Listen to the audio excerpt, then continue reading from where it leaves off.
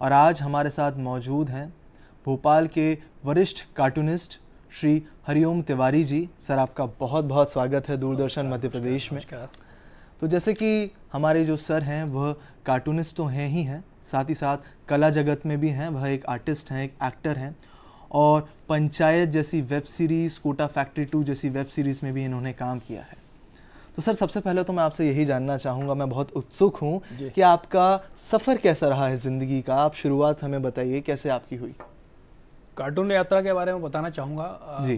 ग्वालियर के पास मेरा गांव है बिलौआ, वहाँ मेरा जन्म हुआ, वहाँ शिक्षा हुई, प्राथमिक शिक्षा मेरी वहीं हुई जी। दरअसल मेरे गांव में एक चित्रकार थे, वो दीवारों पर चित्र बनाते थे जी। तो मैंने जब उनको देखा तो मेरे भीतर भी रोमांच पैदा हुआ। मुझे लगा मुझे भी कुछ करना चाहिए। हाँ जी। तो फिर मैंने अपने घर की दीवारों को आके ख़राब करना शुरू किया। जी जी। तो पिताजी से बहुत डांट भी खाई मैंने जी। तो इस तरह से एक शुरुआत हुई। आंगन में जब हम लोग सोते थे तो बादलों की तरफ मैं देखता था, तो बादलों में बहुत सारा इमेजिनेशन करता था। कभी मुझे लगता था कि हाथी बना हुआ है, घोड़ा बना हुआ है, या कुछ पर्वत श्रृंखला बनी हुई है, इस तरह से इमेजिनेशन चलता था। कभी फर्श पर पानी फैल जाया करता था तो मैं उंगली से कुछ शेप उसको दे देता था जी। तो इस तरह से मुझे लगा कि कुछ स्केचिंग मेरे अंदर बचपन से ही थी जी। दूसरा, सेंस ऑफ ह्यूमर की जो बात आती है जी। सेंस ऑफ ह्यूमर जेनेटिकल कहना चाहिए, मुझे पिताजी से मिला। मेरे पिताजी सीधी सपाट बात करते हैं। अच्छा। तो वो माहौल मुझे मिला जी। तो यूँ कहना चाहिए कि मतलब एक कार्टूनिस्ट जन्मजात में पैदा हुआ।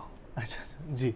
फिर मैं ग्वालियर आया जी। ग्वालियर जब अखबार के कार्टून्स देखना शुरू किए तो पॉलिटिकल कार्टूनिंग की थोड़ी समझ बढ़ी जी।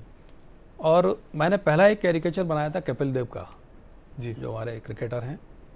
तो मेरे दोस्त को बड़ा मज़ा आया जी। फिर जैसे कॉलेज में कभी बोर हो रहे हैं तो प्रोफेसर्स के मैं कार्टून बनाया करता था, कैरिकेचर, और सारा क्लास में वो सर्कुलेट होते थे जी।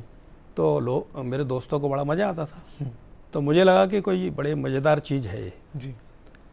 फिर ग्वालियर में एक साइंस सेंटर है, उन्होंने एक कार्टून कंपटीशन करवाया था जी। उसमें मैंने पार्टिसिपेट किया। मैं जब कार्टून बना रहा था हाँ जी, तो जो टीचर खड़ी थी जिनकी ड्यूटी थी वहाँ पर जी, तो वो हल्का हल्का मुस्कुरा रही थी कार्टून को देख के। तो मुझे लगा कि कुछ प्राइज़ मिलने वाला है। तो जब प्राइज़ डिस्ट्रीब्यूशन हुआ तो मेरे फ्रेंड्स काफ़ी आए थे जी सर। तो कंसोलेशन प्राइज़ की आवाज़ आई। फिर धीरे से थर्ड प्राइज़ जब मिला तो मेरा नाम पुकारा गया। मैं सुन नहीं पाया, तालियां इतनी बजी मेरे दोस्तों की जी। फिर मुझे लगा अरे कुछ हुआ है जी। तो इस तरह से मुझे लगा कि ये बड़ी अच्छी चीज़ है। तो इस तरह से कार्टून के प्रति मेरा रुझान बढ़ा। अच्छा। फिर अखबार के कार्टून देखे, आर के लक्ष्मण के कार्टून्स मैंने देखे। तो इस तरह से ग्वालियर में एक अखबार है, वहाँ पर मैं 3 महीने मैंने फ्री काम किया। अच्छा। और शुरुआत हुई थी। फिर उसके बाद स्वदेश से मुझे बुलावा आ गया। ओके। तो स्वदेश में एज ए एडिटोरियल कार्टूनिस्ट मैं 89 में मेरी शुरुआत हुई जी। तो इस तरह से सिलसिला शुरू हुआ। उसके बाद मैं भोपाल आया। भोपाल अंग्रेजी में काम करने का मुझे मौका मिला जी।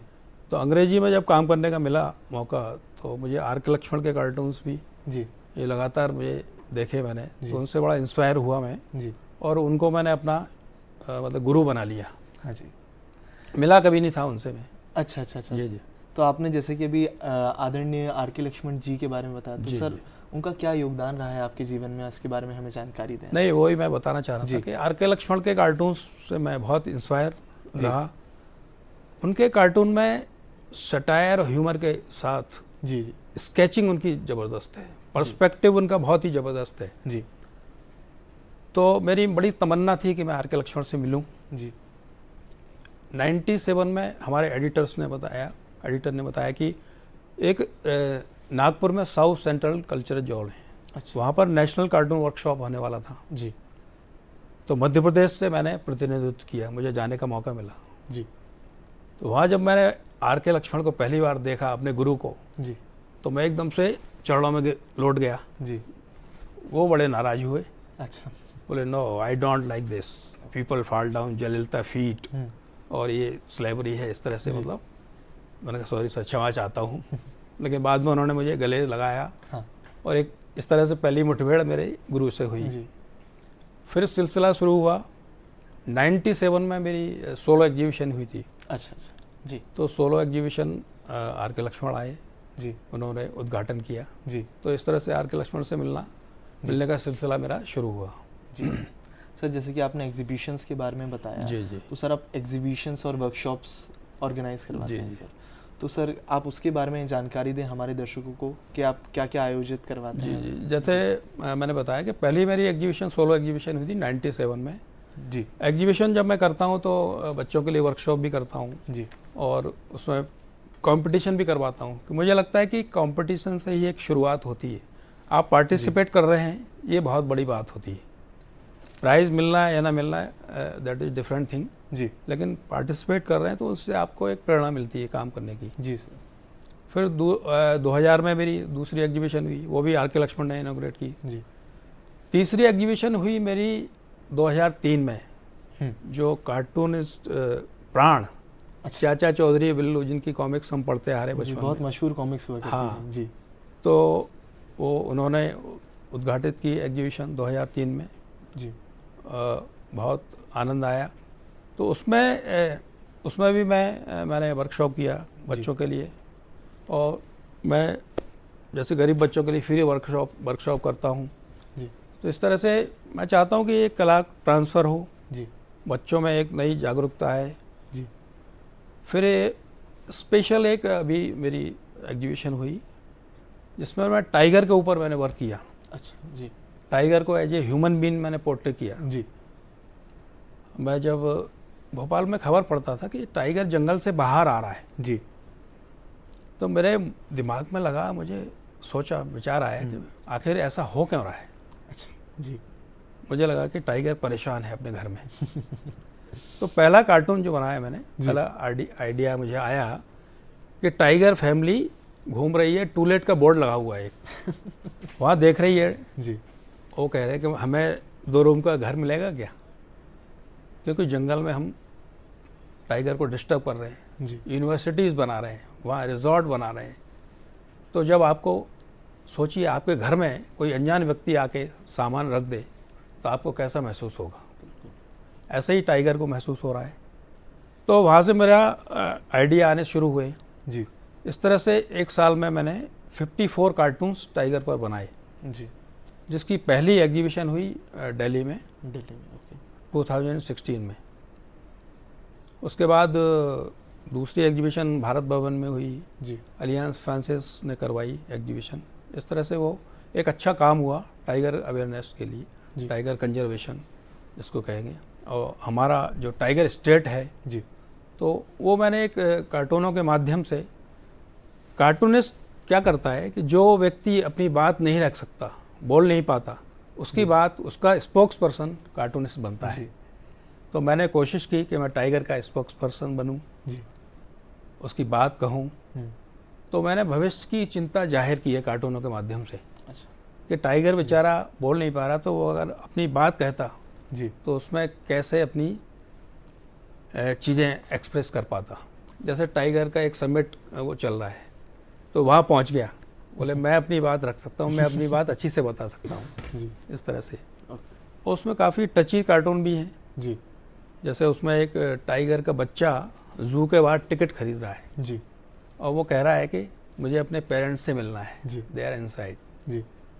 और एक फुल ह्यूमर वाले कुछ कार्टून्स भी हैं, जैसे मुशायरा चल रहा है तो टाइगर पहुंच गया वहाँ, वो कह रहा है आप शेर सुना सुना के मेरे नाम से पैसा कमा रहे हैं, मुझे भी थोड़ी रॉयल्टी दीजिए जी। तो इस तरह से टाइगर का मेरा काम एक अच्छा काम हो गया है जी। सर जैसे कि आपने बताया हमें टाइगर के बारे में, सर जैसे कि आपके कार्टून जब हम लोग ने देखे तो आपके कार्टूनों में सामाजिक और राजनीतिक विषयों के ऊपर झलक दिखती है, तो सर आप इन विषयों का चयन कैसे करते हैं? देखिए, राजनीति हमारे समाज का एक अहम हिस्सा है जी। आपके ड्राइंग रूम में भी राजनीति पे बात होती है, पान की दुकान पे भी राजनीति में बात होती मिलेगी आपको, ऑफिसेज में भी बैठेंगे तो वहाँ राजनीति की बात होती है। तो राजनीति समाज का एक से जुड़ा हुआ हिस्सा है जी। तो उससे अछूते आप रह नहीं सकते। तो मेरे जो कार्टून्स के विषय रहते हैं राजनीति ही रहता है। जो करंट चल रहा है, करंट इवेंट्स चल रहे हैं जी। उस पर मैं कटाक्ष करता हूँ। जैसे अभी ट्रम्प का इशू चल रहा था, तो उसमें वेनेजुएला के जो राष्ट्रपति को वो उठा के ले आए, तो उन्होंने कहा कि मैं वेनेजुएला का राष्ट्रपति बनूंगा। तो मैंने उसमें एक कार्टून बनाया था कि वर्क फ्रॉम होम वो कर रहे हैं। अच्छा, बड़ा काफ़ी पॉपुलर हुआ वो कार्टून। तो इस तरह से राजनीति तो हमारे समाज का हिस्सा है जी, और उससे अछूते नहीं रह सकते। इसके अलावा ये सोशल कार्टून्स भी बहुत बनते हैं। सर जो डिजिटल मीडिया है और सोशल प्लेटफॉर्म्स हैं उसमें जो कार्टून्स आज के समय में है, जी जी, सर उनके बारे में आप क्या कहना चाहेंगे? क्या कला पर में परिवर्तन हुआ है? देखिए बहुत परिवर्तन आया है जी। पहले एक्चुअली ये होता था, हम लोग अखबार पढ़ते थे जी, एनालिसिस करते थे, उसके बाद दूसरे दिन कार्टून बनता था। आज न्यूज़ का फ्लो इतना है कि आपकी जेब में न्यूज़ है तो आप उसी सब्जेक्ट पर कार्टून देखना पसंद करेंगे। बिल्कुल बिल्कुल। तो ये थोड़ा कार्टूनिंग थोड़ी चैलेंजिंग हुई है जी। दूसरा, सोशल मीडिया ने फ़ायदा किया है, फ़ायदा ऐसे किया है कि आप ज़्यादा दर्शकों के पास पहुंच पा रहे हैं आपके कार्टून्स। पहले अखबार जो पढ़ता था अखबार में ही कार्टून देखा करता था, लेकिन सोशल मीडिया के जरिए एक लंबे और बहुत ज़्यादा लोगों तक कार्टून पहुंच रहा है। जी। नुकसान ये हुआ है एक्चुअली सोशल मीडिया का कि क्रिएटिविटी का जो मतलब एक चोरी हो रही है, कहना चाहिए। प्लेगरिज्म बहुत बड़ा है। मेरे ही कार्टून्स के कई लोग कार्टून मेरा साइन हटा के उस पर अपना नाम लिख के कार्टून पब्लिश कर दिया। आप कहाँ तक देखोगे? बिल्कुल सही बात है। तो एक इस तरह से, और रिएक्शन जो है ओवर रिएक्शंस हो गया है सोशल मीडिया पर। अगर आपने किसी एक पार्टी के उस अगेंस्ट कार्टून बनाया तो दूसरी पार्टी के लोग या दूसरे लोग आपको गालियाँ भी तक दे सकते हैं। अगर सत्ता के पक्ष में बनाया या विपक्ष में बनाया तो वो ओवर रिएक्शंस है। लोगों के लिए प्लेटफॉर्म खुला हुआ है, तो ये थोड़ा सा नुकसान हुआ है। पहले अच्छा कार्टून बनता था तो लोग फ़ोन करते थे जी, अप्रिशिएट करते थे, लेकिन अब जो अप्रिशिएशन है या जो रिएक्शंस हैं वो एक उसका फॉर्म बदल गया है। बहुत ही मतलब लोगों को सहनशीलता कम हुई है लोगों की जी, और सेंस ऑफ ह्यूमर या सटायर को समझना नहीं चाहते। जी। सर आपने अभिनय में किया है तो सर आप उसके बारे में जानकारी दें कि आपने कौन सी जो वेब सीरीज़ हैं, फिल्म्स हैं, उसमें अभिनय किया है, उसके बारे में बताएं। एक्चुअली अभिनय का मुझे बचपन से शौक़ था। अच्छा। और लेकिन कार्टूनिंग में लगा रहा, कार्टूनिंग में इतना समय देता रहा तो अभिनय के बारे में सोचा नहीं जी। 2011 से मैंने थोड़ा शुरुआत की, थिएटर किया और जो अंदर मेरे एक छुपी हुई थी प्रतिभा उसको निखारने का प्रयास किया जी। तो थिएटर किया, फिर बहुत सारी वेब सीरीज़ में काम करने का मौका मिला जी। फिल्में भी की मैंने और बहुत सारे सीरियल किए, शॉर्ट फिल्में की, एड फिल्में की जी। तो लगातार अभी काम चल रहा है। अभिनय में थोड़ा समय दे रहा हूँ। अच्छा। क्योंकि कार्टूनिंग में 36 ईयर्स हो गए मुझे और एक कला के प्रति थोड़ा सा एग्जॉस्ट होते हैं आप जी। थोड़ा सा लगता है कि कुछ और नया किया जाए जी। तो इसी का परिणाम है कि अभिनय में आया जी। मैंने पंचायत में तो छोटा सा एक सीन था, कोटा फैक्ट्री 2 में एक सीन मेरा वायरल हुआ काफ़ी। रंगबाज फिर से है, घर सेट है, घर वापसी जी। और काली काली आँखें जी। और अभी लेटेस्ट मेरी वेब सीरीज आई ब्लैक वारंट जो नेटफ्लिक्स पे है जी। तो उसमें एक प्रेम मीना का कैरेक्टर है मेरा जी, जेल वार्डन। अच्छा। तो इस तरह से काम चल रहा है लगातार जी। काम कर रहा हूँ। बहुत सारे सीरियल में काम किया, एक दूजे के वास्ते, सावधान इंडिया, क्राइम पेट्रोल जी। इस तरह से एंजॉय कर रहा हूँ मैं एक्टिंग को। सर जैसे कि जो आर.के. लक्ष्मण जी हैं वो एक कॉमन मैन के ऊपर कैरिकेचर ड्रॉ किया जी जी। आपका भी एक कॉमन डॉग के ऊपर कैरिकेचर है, हाँ, उसके बारे में आप जानकारी दें। जी जी जी जी।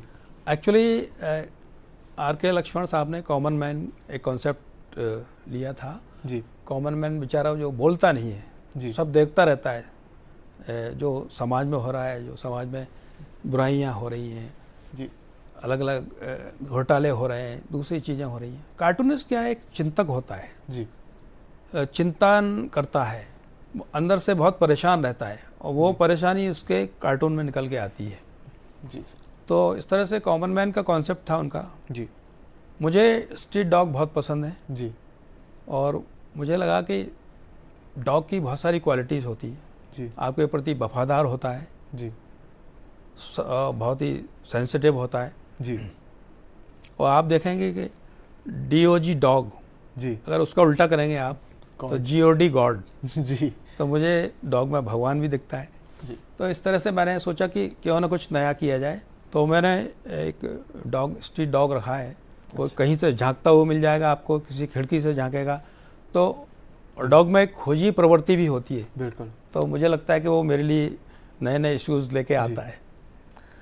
सर, जैसे कि अभी आप यहाँ पे टाइगर के ऊपर जो कैरिकेचर्स बनाए हैं वो हमें आप अगर दिखा पाएँ कैमरा पे, हाँ, आपने क्या क्या बनाया है? ये एक्चुअली एक टाइगर की जो मैंने काम किया है, 54 कार्टून्स बनाए हैं, उसकी एक एग्जीबिशन हुई थी और ये बुक भी आ गई उसकी, टाइगर स्पीक करके। ओके। ये अमेजोन पे भी अवेलेबल है और बुक फॉर्म में आ गया है। तो बहुत सारे इसमें कार्टून्स जैसे मैं दिखाना चाहूँगा। और जैसे टाइगर एक क्लीनिंग ऑपरेशन चल रहा है, क्लीनिंग ड्राइव चला रहा है। तो टाइगर क्या चाहेगा, जो पोचर्स हैं उनको हटाएगा, जो जंगल काटने वाले हैं उनको भगाएगा। इस तरह से कुछ और कार्टून भी दिखाना चाहूँगा मैं।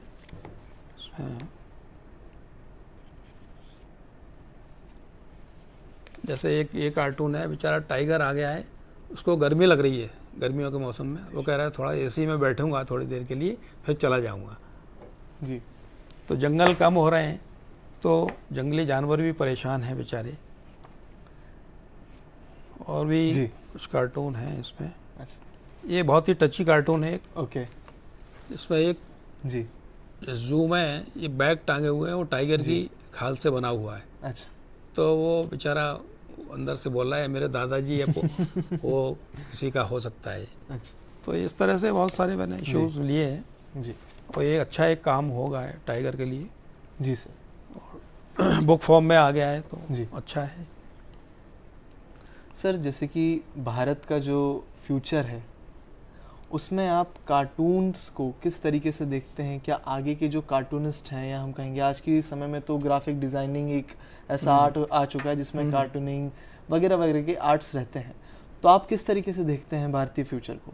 इसके बारे में जानकारी दें। देखिए, कोई भी कला है उसका डिफरेंट तरीके से यूज हो सकता है। जी। अखबारी कार्टूनिंग थोड़ी कम हो रही है, लेकिन कार्टून तो लगातार चलता रहेगा और फ्यूचर अच्छा है। एनिमेशन में जा सकते हैं आप। AI का ज़माना है, लेकिन AI में भी आपको आइडियाज़ की ज़रूरत पड़ती है। तो इस तरह से आप बहुत सारा स्कोप है कार्टूनिंग में। एक अच्छे कार्टून्स बनने के लिए थोड़ा समय लगता है, तो आप लगातार काम करिए। बहुत स्कोप है। सर, सबसे पहले आपका बहुत बहुत धन्यवाद कि आज आपने हमें समय दिया और कला के बारे में बताया, क्योंकि सर कार्टून एक ऐसी कला है जो कह नहीं पाता है इंसान, वो व्यक्त करता है अपने कार्टून के द्वारा। तो दर्शकों, आपका बहुत बहुत धन्यवाद, आपने आज हमारे कार्यक्रम में हमारे साथ रहे। दर्शकों, यह थे हमारे साथ हरिओम तिवारी जी, जो कि एक वरिष्ठ कार्टूनिस्ट थे। अब मिलते हैं हम अगली बार हमारे कार्यक्रम नमस्कार MP में एक नए सेगमेंट के साथ। तब तक के लिए नमस्कार।